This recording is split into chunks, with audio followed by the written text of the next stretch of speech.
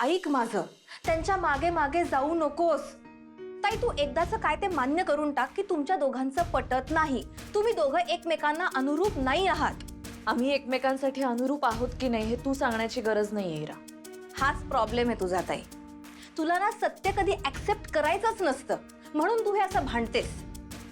कारण तू चुकीचं बोलतीयस.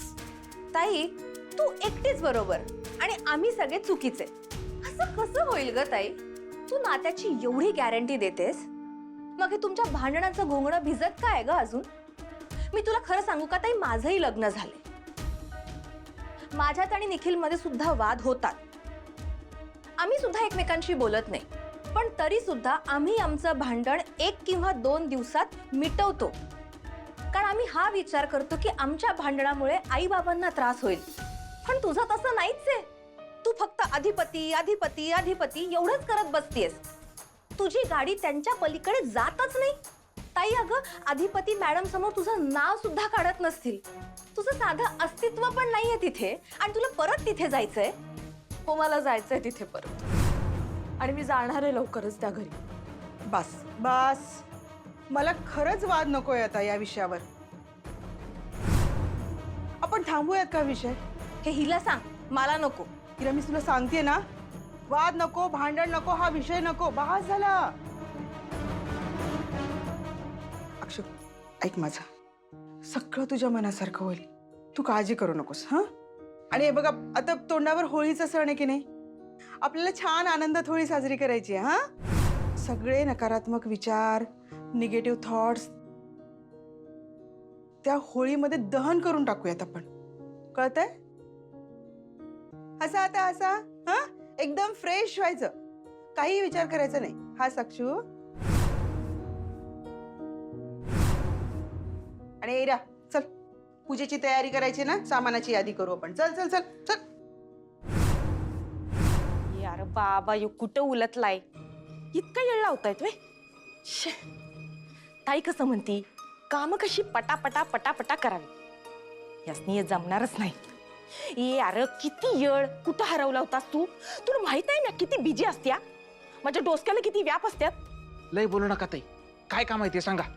आला वाटतं लई बोलू नका ताई, काय काम आहे सांगा का. बस तर. काय काम नाही मग काय गप्पा मारायला बोलिलो होय? तसं असतं ना तर जातो मी. थांब. हे बघ, एक काम कर, हे घे पैसे. ताई मला इतके पैसे देत आहे? तांक तांक. अरे नाही, तुला नाही देत. हे पैसे तू माझ्या चंचीपर्यंत पोहोचवायचे, कळलं? चंचीला इतके पैसे, मग मला काय? तुला ना हे घे 20 रुपये. फक्त 20? अरे माझी चंची का नाही, एकदा का सूर्यवंशांची सून झाली का नाही, का मग तुला 20,000 रुपये देईन. होय. आणि हे बघ, जे पैसे दिलेत का नाही, ते पैसे चंचीपर्यंत पोचले पाहिजेत. तू जर का यातलं जरा तरी काय चोरलंस तर मला लगेच कळेल. मी मोजलेत पैसे, तिला विचारणार आहे म्या किती पैसे पोचले म्हणून, कळतंय काय? आणि जर तू यातले काय पैसे चोरलेस तर तुला तुझ्या घरात घुसून तुझी वरात काढन म्या, कळलं? होय. नाही.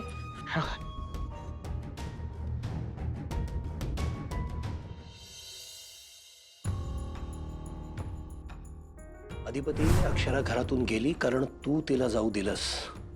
अधिपती, अक्षराला गमावशील अशानं कायमचा.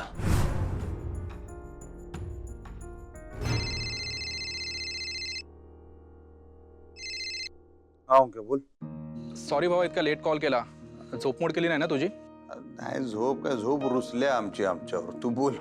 असं नको करत जाऊस रे, वेळेवर झोपत जा. तूच सांगायचं राहिला होतास. बोल बोल, काय काम आहे बोल. एवढ्या रातच्याला फोन केलास? होळी येते तर दरवर्षीप्रमाणे नियोजन करायचं आहे ना? हा करायचं, काही विषय नाही. करायचं. आईसाहेबांनी सांगितलं त्याप्रमाणे प्रत्येक सण तब्येतीत साजरा करायचा, नेहमीप्रमाणे व्यवस्थित. ठीक आहे, लागतो मी तयारीला. मी कॅश पाठवून देतो. कामगारांना मिठाई वगैरे जे पाठवायचं ते उद्या पाठवून द्या. हा, कामाला लागा. हो चालेल. हां, भेटूया उद्या. ठेवतो मी फोन. Good night. आमची नाईट काय गुड नसते आता.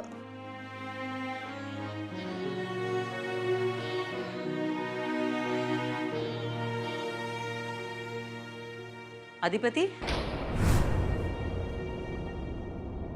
हो आईसाहेब झोपला नाही का तुम्ही? तोच प्रश्न आम्ही तुम्हाला विचारू शकतो की? हा हा नाही अहो झोपच लागत नाही हल्ली लवकर. बरोबर आहे. डोक्यात सुनबाईंचा विचार असताना झोप कशी लागणार? माफ करा आम्हाला अधिपती. का? आमच्यामुळे तुमची झोप उडाली, तुमची तब्येत बिघडली, तुम्ही असे उदास उदास राहू लागलाय. ओ तुमच्यामुळे काय झालेलं नाही उगाच आपले. आमच्यामुळेच झालंय की. आमच्यामुळेच सुनबाई घराबाहेर गेल्या. सगळ्याला आम्हालाच जबाबदार धरलं जात आहे. तुमचा काय दोष? एक मिनिट, तुम्हाला कोण जबाबदार धरतंय? जाऊ द्या हो, आता आम्हाला सवय झाली आहे सगळ्याची. तुम्हाला कोण काय बोललं काय? नाही नाही खरं सांगा. नाही अधिपती, आम्ही तुम्हाला फक्त एवढं सांगायला आलतो का तुम्ही जास्त त्रास करून घेऊ नका. तुम्ही स्वतःच्या आयुष्याचा विचार करा. नाही, 4 दिवस सूर्यवंशी काय बोलले काय?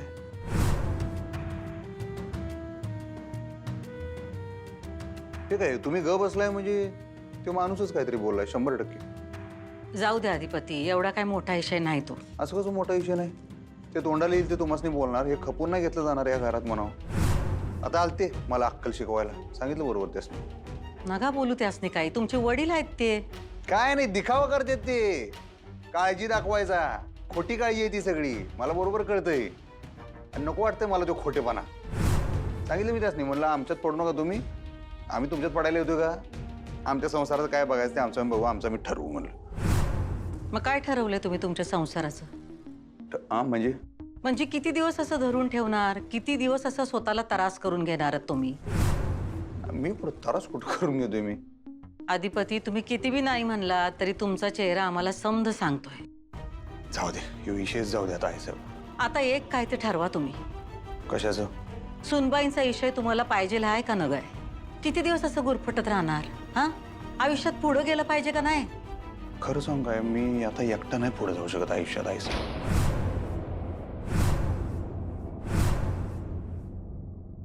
तू सांगितले तसं करायचं. हा, पण एक गोष्ट लक्षात ठेवा. हा, हा, एक गोष्ट लक्षात ठेवा. हे बघा, मी सांगितलंय तसेच मसाले झाले पाहिजेत. लाल तिखट, कांदा लसूण मसाला, हा, गरम मसाला, समदे मी सांगितले तसे झाले पाहिजेत. अहो दरवर्षी करतो का नाही आपण?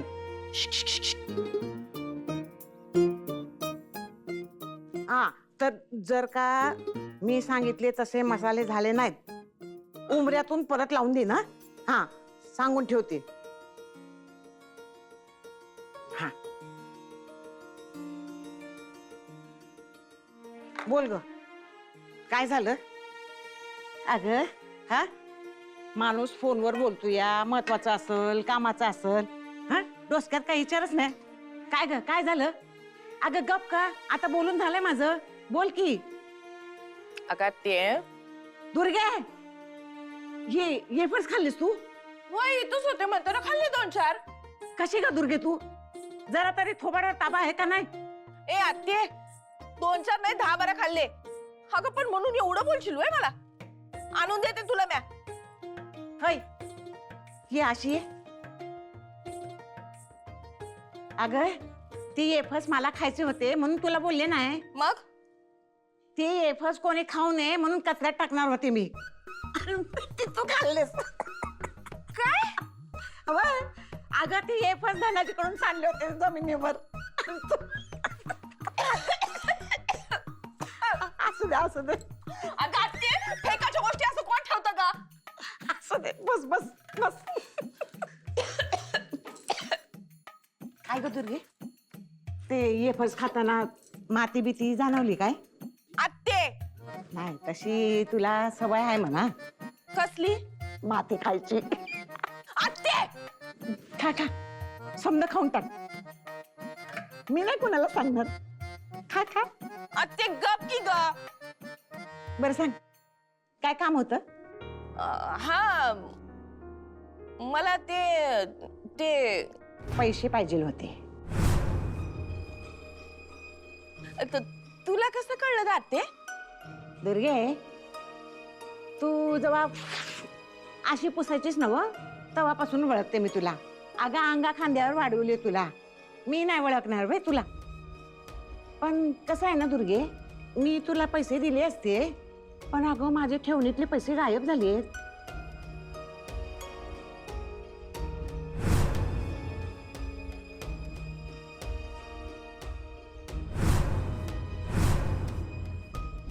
नाही म्हणजे हे काय पहिल्यांदा घडलेलं नाही आहे. आधी कितीदा गेलेत पैसे. मग मी काय करते माहितीये, पैसे ठेवायची जागाच बदलते. मग काही दिवस पैसे गायब होत नाहीत.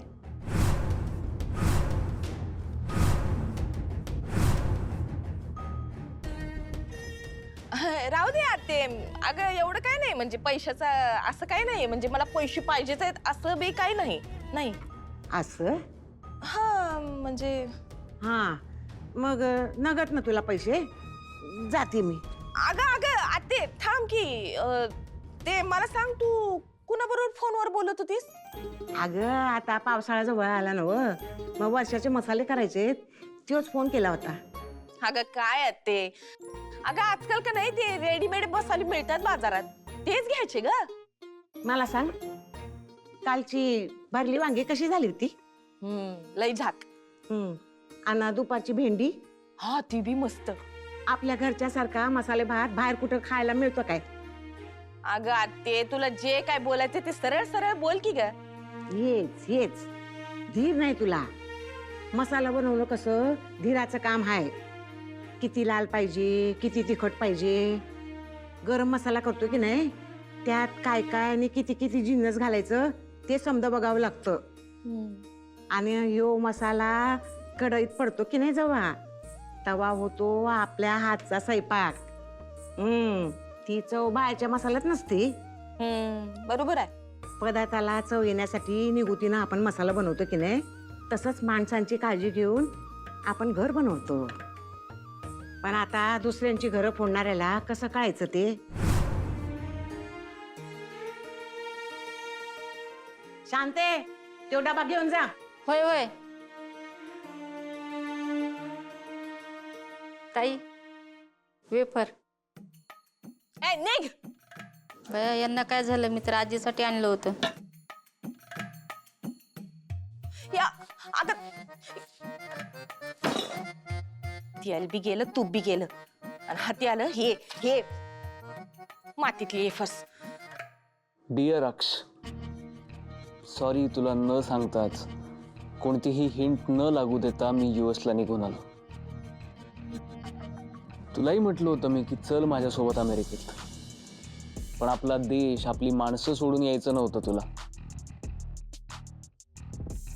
जीना यहाँ मरना यहाँ इसके सिवा जाना कहा, असं राज कपूर साहेबांसारखं म्हणणं होतं तुझं. म्हणून तुला जास्त फोर्स नाही केला मी.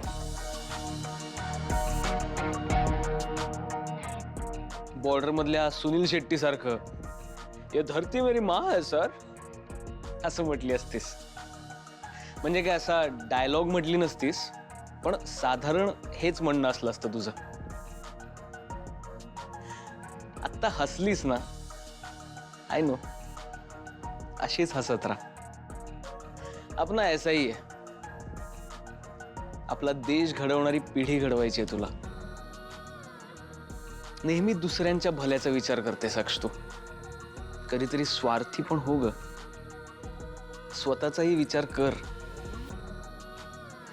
इथे आली असतीस तर स्वतःची प्रगती केली असतीस, पण तुला आपल्या देशाच्या प्रगतीची काळजी आहे. तू चुकीची नाहीयेस म्हणा, आणि असूही शकत नाहीस. सॉरी,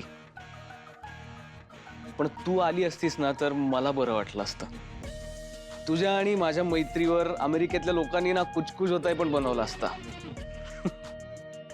तू अंजली, मी राहुल. मास्तरीनबाई, तुम्ही घरातून गेल्यापासून आम्ही आपल्या नात्याबद्दल लई विचार केला. सुरुवातीला सगळं चांगलं चांगलं वाटत असताना अचानक सगळं विचित्र वाटू लागलं. आमचं आयुष्य जगायची सवय आहे, पण आपलं लग्न झाल्यापासून आमचं आयुष्य बदललं.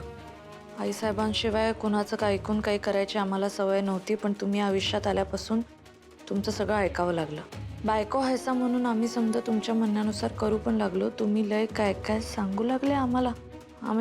आम्ही बी तुम्ही सांगता तसं काय काय करत गेलो. पण आता तुम्ही गेल्यावर काय चूक काय बरोबर सगळ्याची गोळाबेरीज केली तेव्हा एकच गोष्ट जाणवली, आमचं तुमच्याशी लग्न ही आमच्या आयुष्यातली संक्रांत होती. हे पत्र का पाठवलं असेल अधिपतींनी? आणि मनात एवढं सगळं होतं तर ते समोरून का नाही सांगितलं? पारदर्शक आहे आमचं नातं. मनात जे येतं ते सांगतो आम्ही एकमेकांना. नाही नाही नाही, अधिपती म्हणतात तसं माझं अमन सांगतंय की हे पत्र त्यांनी लिहिलंच नाहीये. पण मग क्षमन म्हणतंय खरंच ते मला कंटाळले नसतील ना? आणि क्षमनाची टक्केवारी काढायला गेलो तर अमनाकडे माझं पारडं जास्त झुकतंय. मी कितीही विचार केला तरी हे सगळे अंदाज आहेत. आणि हे सगळे अंदाज खरे असतीलच असं नाही. आत्ता खरं एकच आहे की माझं अधिपतींवर प्रेम आहे. हे पत्राचं नेमकं म्हणणं काय ते फक्त अधिपतीच मला सांगू शकतात. अगेन सॉरी आणि थँक्यू माझ्यातल्या कॉन्फिडन्सला आणि मला माझ्याकडे परत देण्यासाठी. भारतात आलोस तर भेटू. तुझाच मॅड.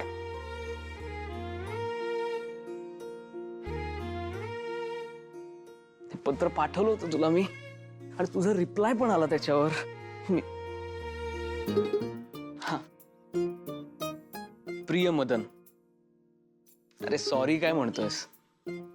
मोठी स्वप्न बघितलीयस आणि ती पूर्ण करण्यासाठी गेलायस ना, मग आता ती पूर्ण कर आणि खूप मोठा हो. आम्हाला अभिमान वाटेल असा मदन परत भेटू दे आम्हाला. अभिनंदन आणि पुढील वाटचालीसाठी शुभेच्छा. तुझी मैत्रीण अक्षरा अमोणकर. अगदी मोजक्या शब्दात पण इन्स्पायर करणारं पत्र पाठवलंस तू. त्यानंतर काही काळ आपला पत्रव्यवहार सुरू होता. मग मी पण बिझी झालो, तूही बिझी झालीस आणि सगळंच थांबलं. पण हे पत्र राहिलं. डिअर अक्ष, तुझ्यामुळे मोठी स्वप्न पाहायला शिकलो मी. खरं तर तूच माझं स्वप्न होतीस. स्वप्नातल्याच नाही तर वास्तवातल्या क्षणांमध्येही तूच होतीस. म्हणजे आहेस. शाळेपासून ओळखतोय आपण एकमेकांना. शाळेत कळत नव्हतं मला तू असताना तू माझ्याशी बोलावं असं का वाटायचं. पण जसे जसे मोठे होत गेलो तेव्हा त्या फिलिंगचा अर्थ कळला. मी प्रेमात होतो तुझ्या आणि आताही आहे. US मध्ये मोठं होण्यासाठी आलो खरं, पण फक्त शरीराने आलो. मन तुझ्याकडेच राहिलं माझं. तुला सांगायचं होतं हे, पण हिम्मत होत नव्हती.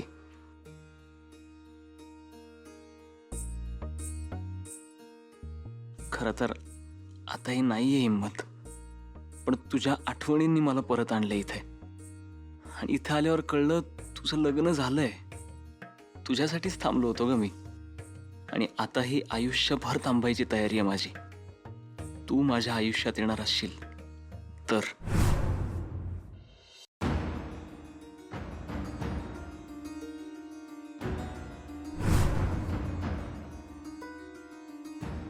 मास्तरीनबाई, आता ही गाठ 7 जन्माची.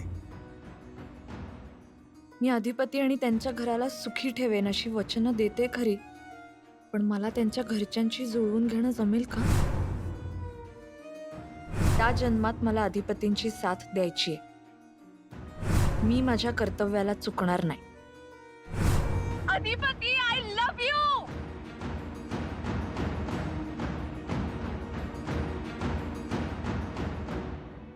I love you. आता मी एकटीनं पुढे जाण्याचा प्रश्नच येत नाही. पुढे जाऊ तर जोडीनं पुढे जाऊ. आयुष्यात जे काही करू ते जोडीनं करू. कारण आयुष्यभर एकमेकांना साथ देण्याचं आम्ही वचन दिलंय. लग्न झालं तेव्हा माझं प्रेम नव्हतं अधिपतींवर, पण त्यांच्या वागण्या बोलण्यामुळे त्यांनी मला प्रेमात पडायला भाग पाडलं. खूप नशीबवान आहे मी. अधिपतीसारखा प्रेम करणारा नवरा मला मिळालाय. आमचं हे नातं काहीही झालं तरी मी गमावू नाही शकत. काही करेन, पण आमच्यातलं अंतर मी लवकर मिटवेन. कारण आम्हाला एकमेकांबरोबर म्हातारं व्हायचंय. जे 7 जन्म मला अधिपतींबरोबरच संसार करायचा आहे.